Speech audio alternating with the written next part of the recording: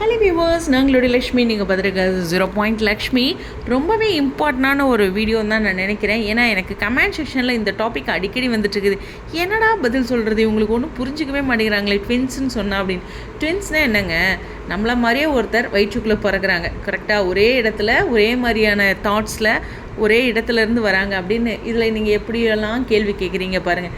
அதுக்கு நம்மளுடைய சபரி சூப்பராக பதில் சொல்லியிருக்காரு. என்னென்னா, ஒருத்தங்க கேட்டிருக்காங்க, இந்த ஃப்ரெண்ட்ஷிப் மேரேஜில் முடியணும் அப்படிங்கிற மாதிரி ஒருத்தர் பதில் சொல்லியிருப்பாங்க.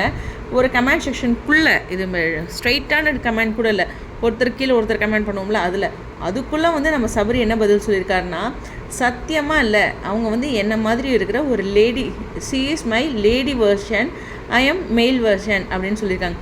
அதாவது லக்ஷ்மி பிரியா எப்படின்னா சபரி லக்ஷ்மி பிரியா மாதிரி.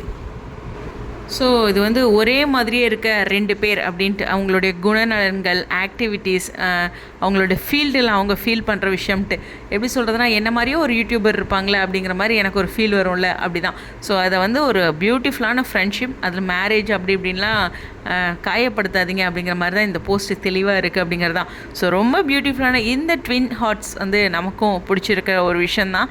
அவங்களுக்குள்ள ஒரு அழகான ஃப்ரெண்ட்ஷிப் போயிட்டுருக்கு. ஸோ இந்த மாதிரி பதிவுகளை தவிர்க்கும் போது இருக்கும். ஏன்னா கொஞ்சம் நாளைக்கு முன்னாடி, ஒரு 1 வீக் முன்னாடி கொஞ்சம் ஓவராக தான் போயிட்டு இருந்துச்சு அப்படின்னு நான் நினச்சிட்டு இருந்தேன்.